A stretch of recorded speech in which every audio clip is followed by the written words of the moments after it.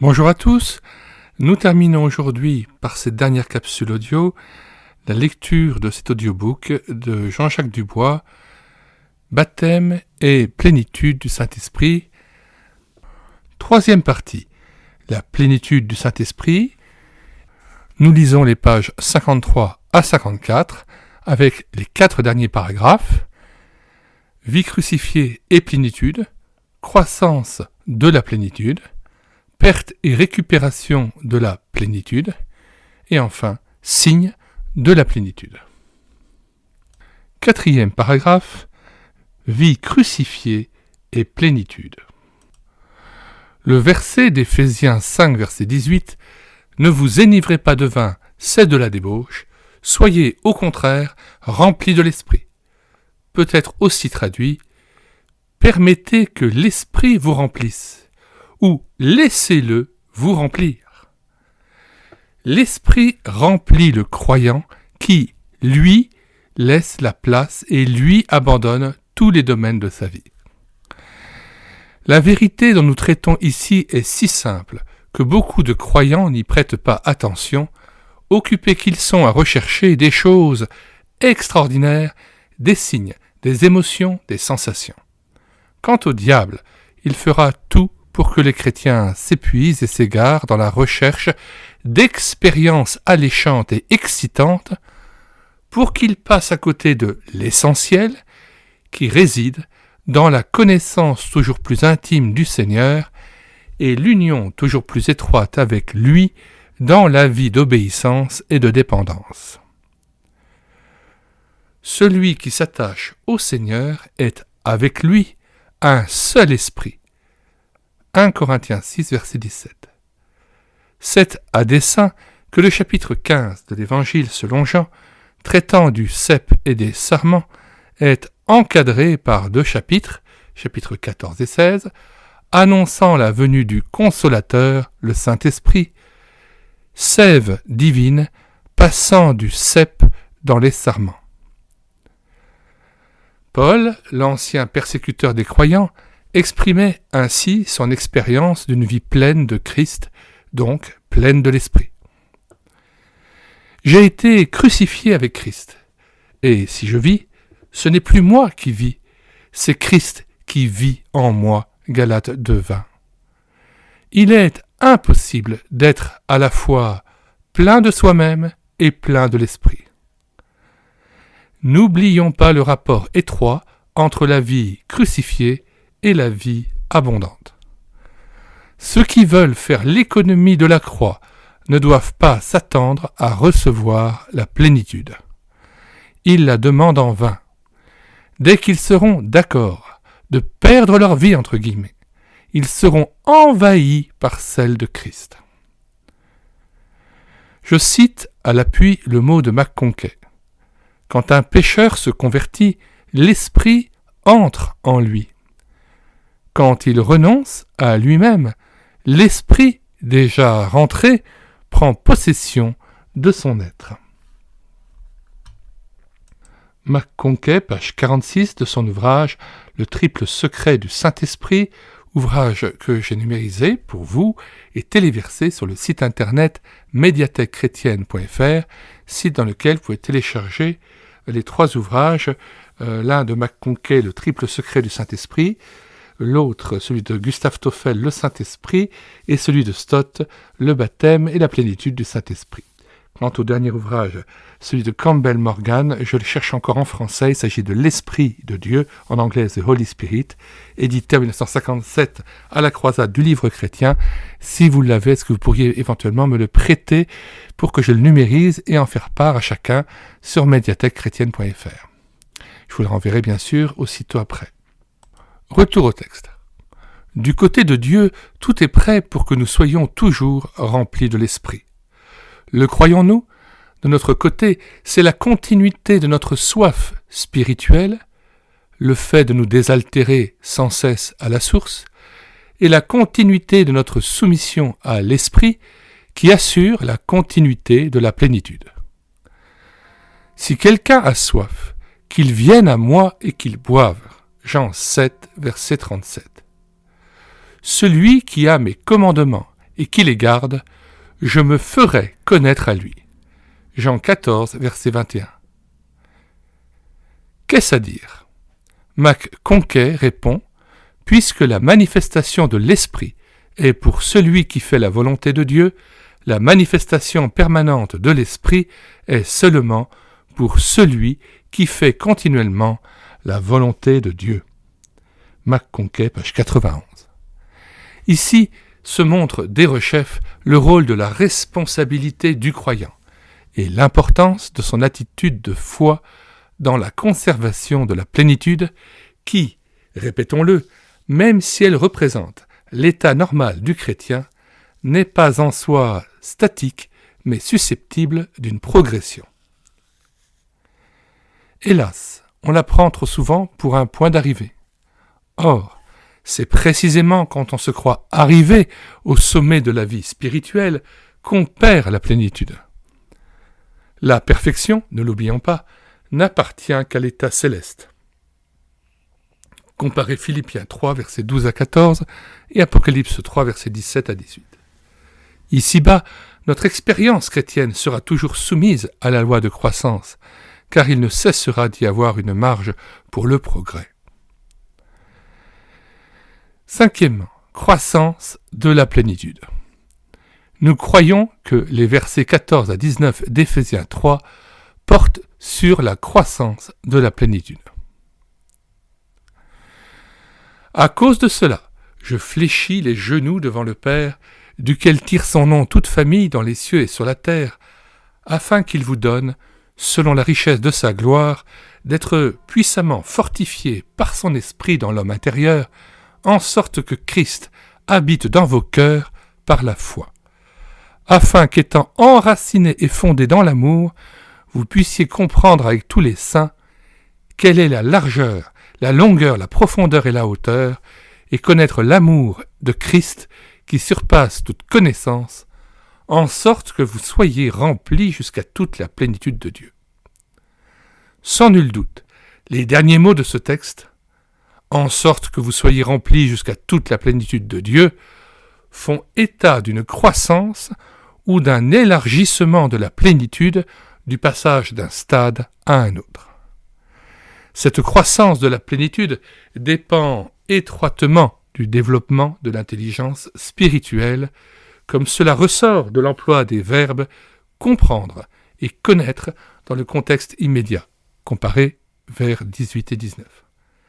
D'ailleurs, ce développement d'intelligence spirituelle est déjà dans la pensée de l'apôtre, chapitre 1, versets 17 à 19, et il y revient dans Philippiens 1, versets 9 à 11, et Colossiens 1, versets 9 à 11. En résumé, l'on peut donc dire qu'à chaque âge spirituel correspond une certaine plénitude, selon le degré ou la capacité de compréhension propre à cet âge. Plus la compréhension s'élargit ou croît, plus la plénitude croît. Pour illustrer cette vérité, Stott a une comparaison très heureuse. Qu'il s'agisse d'un bébé ou d'un adulte, tous deux ont des poumons, ont les poumons remplis d'air. Toutefois, les poumons de l'adulte possèdent une capacité qui dépasse de loin celle des poumons de l'enfant. Stott, page 34. Avant de citer sur ce même point, Gustave Toffel, je signale encore cette remarque de Stott qui me paraît capitale. Notre foi est appelée à croître parallèlement à notre compréhension spirituelle afin que nous fassions nôtre, au fur et à mesure, ce qui nous est révélé. Note 8, Stott, page 35. Par l'esprit, organe du divin qui n'a de vitalité que dans une union organique et croissante avec le Saint-Esprit, l'homme peut en venir à être rempli de toute plénitude de Dieu. Un vase rempli qui s'agrandit à mesure qu'il se remplit et se remplit à mesure qu'il s'agrandit. Gustave Toffel, page 29. En même temps que cette présence de l'esprit est permanente dans son principe, elle est graduelle et progressive dans ses effets. Le soleil s'est levé, de ses rayons il a inondé le monde intime de l'âme convertie, mais il n'est pas encore au zénith. Ce qui est doit être toujours plus. Le chrétien a à devenir en fait ce qu'il est déjà en principe. Saint en Christ, il est appelé à devenir saint, enfant de lumière, à marcher dans la lumière, revêtu de Christ, à revêtir ses dispositions. Mort à faire mourir. Le don du Saint-Esprit est un dépôt qu'il faut garder et faire valoir. C'est la mine qu'il faut exploiter. C'est l'arbre, c'est le sarment plutôt, qui, dans son union croissante avec le cep, portera du fruit, plus de fruits, beaucoup de fruits, et du fruit permanent. Gustave Toffel, page 93 à 94. 6e et avant-dernier chapitre. Perte et récupération de la plénitude.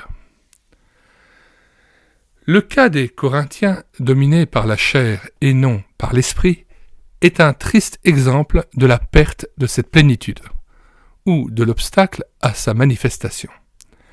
Les dons spirituels, si précieux soient-ils, ne sont pas en eux-mêmes un signe de plénitude.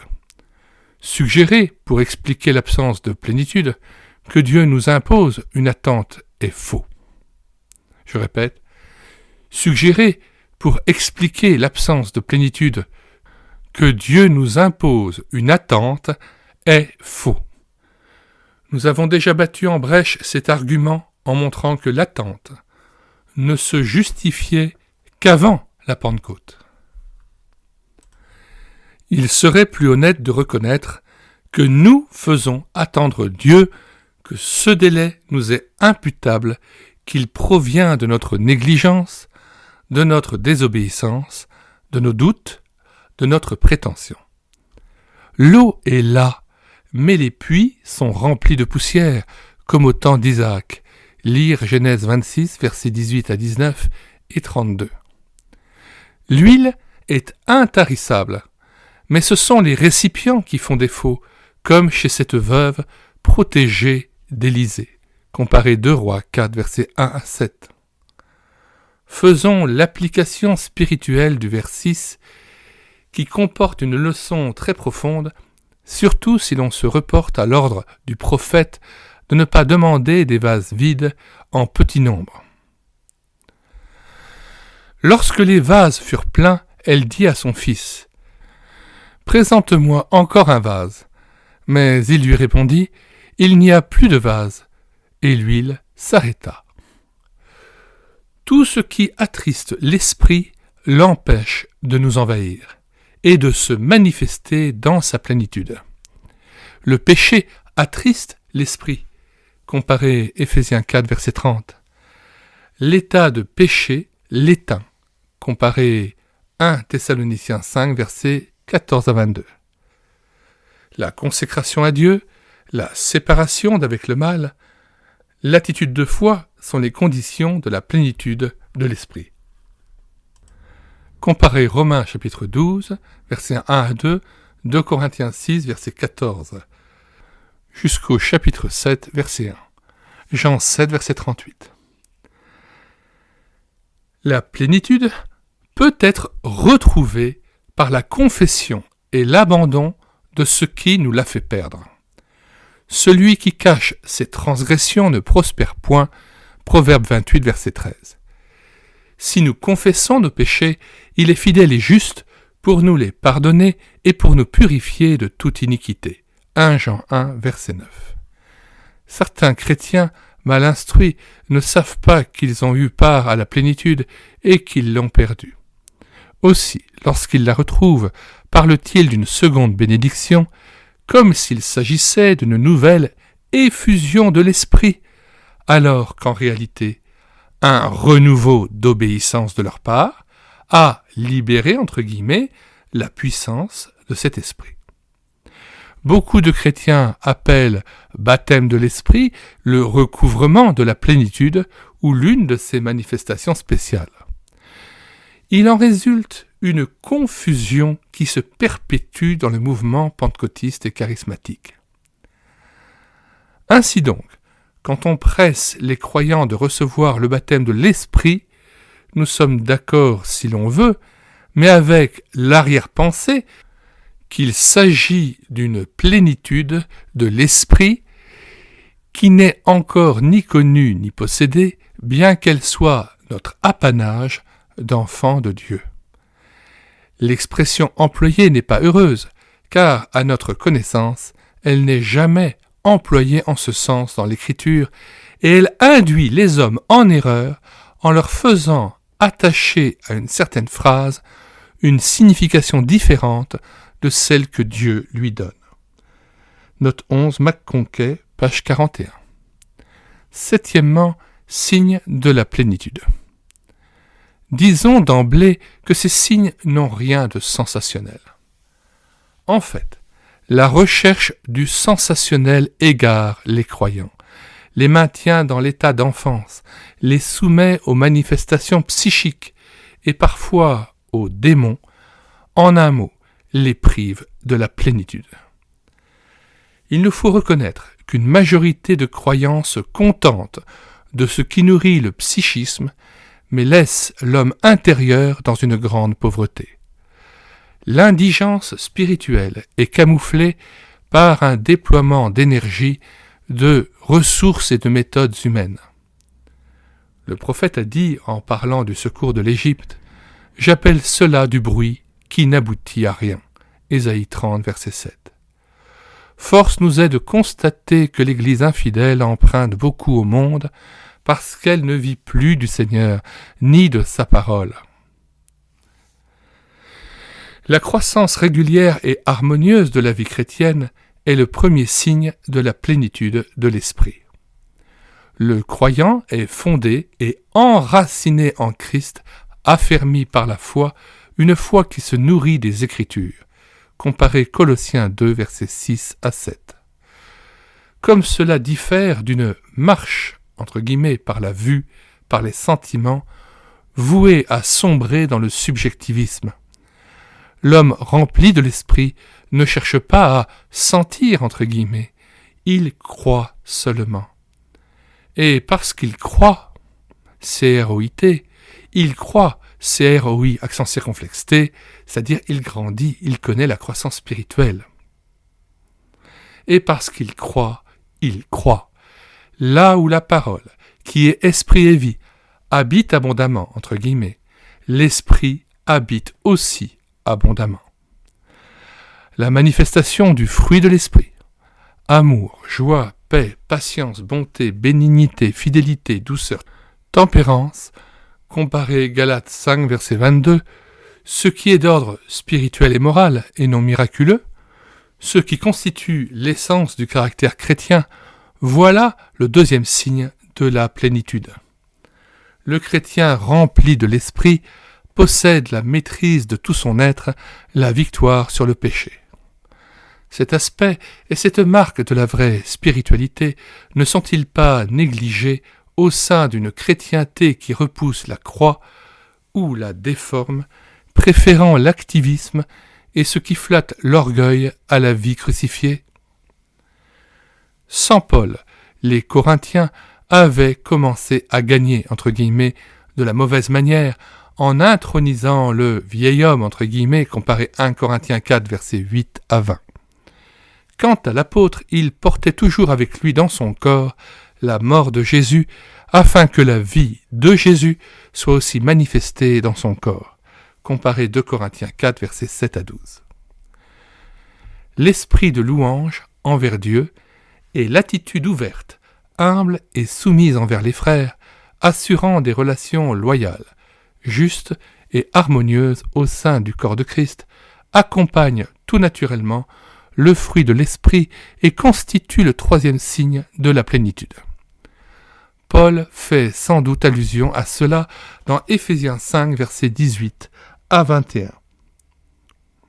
Stott, page 30, 31-32. En revanche, le zèle amer est l'esprit de dispute.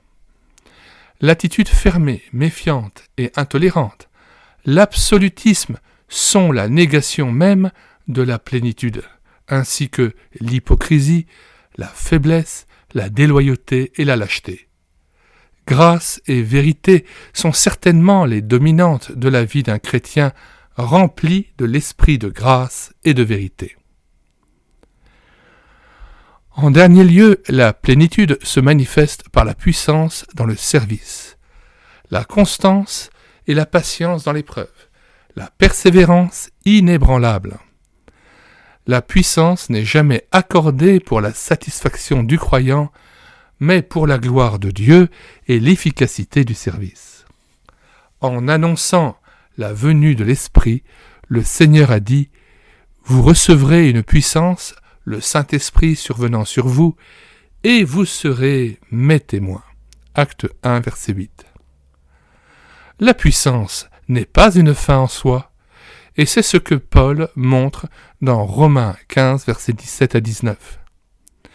J'ai donc sujet de me glorifier en Jésus-Christ pour ce qui regarde les choses de Dieu, car je n'oserais mentionner aucune chose que Christ n'ait pas faite par moi pour amener les païens à l'obéissance par la parole et par les actes, par la puissance des miracles et des prodiges, par la puissance de l'Esprit de Dieu, en sorte que, depuis Jérusalem et les pays voisins jusqu'en Illyrie, j'ai abondamment répandu l'Évangile de Christ.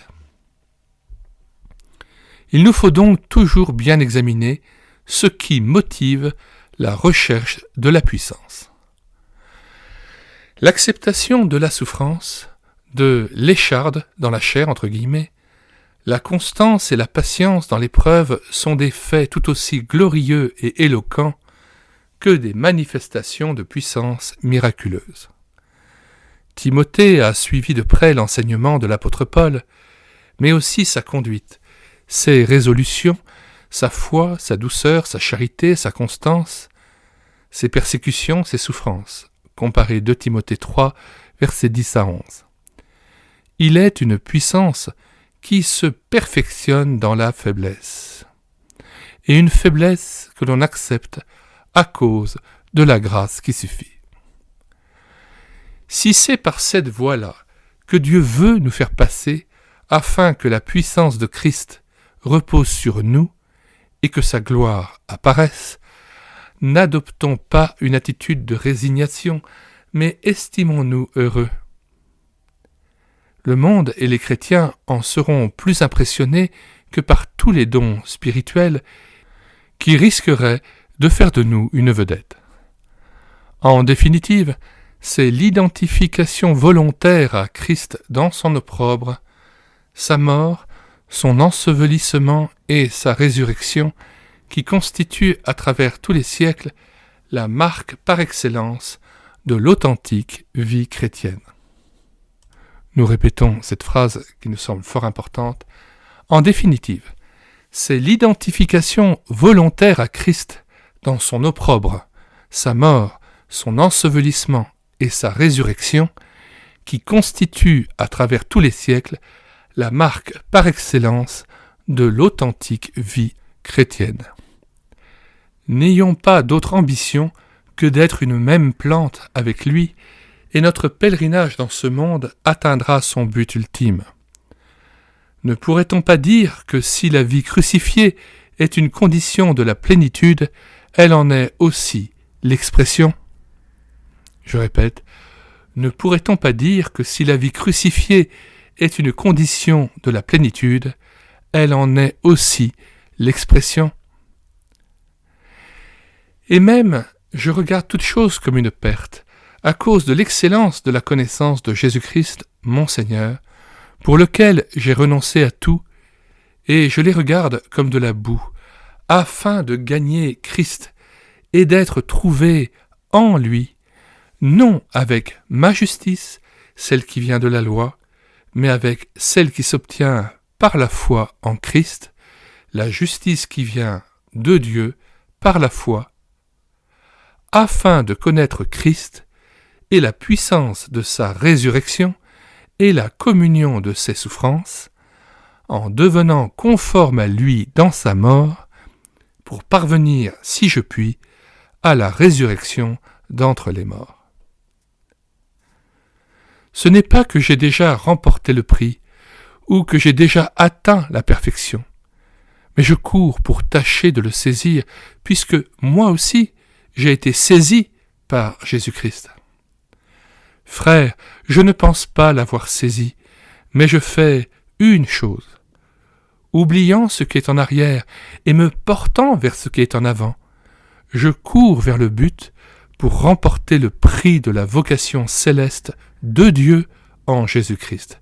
Philippiens 3, versets 8 à 14. Voici donc terminée la lecture audio de cet ouvrage de Jean-Jacques Dubois, En marge des phénomènes charismatiques, baptême et plénitude du Saint-Esprit selon le Nouveau Testament, ouvrage disponible seulement en version PDF ou Word aux éditions de la Maison de la Bible. Nous mettons, comme à l'ordinaire, dans les commentaires de cette vidéo, le lien en vue de pouvoir télécharger directement le contenu de cet ouvrage. Il me semble que l'écoute audio d'un livre est une chose, mais que le contenu de cet ouvrage est si riche, si profond et si utile pour notre vie chrétienne qu'il serait bon de faire l'achat de ce livre qui a été numérisé par les éditions La Maison de la Bible pour un prix extrêmement modeste de 3,80 €. Et l'avantage, je vous le dis, c'est que vous l'avez en téléchargement immédiat et que vous pouvez revenir sur certains passages qui vous ont plu et retravailler, reméditer sur cet ouvrage qui est vraiment fondamental, surtout lorsqu'il est question d'éviter les hérésies et doctrines concernant le Saint-Esprit, notamment les doctrines du parler en langue, les doctrines d'une soi-disant seconde expérience ou effusion de l'esprit.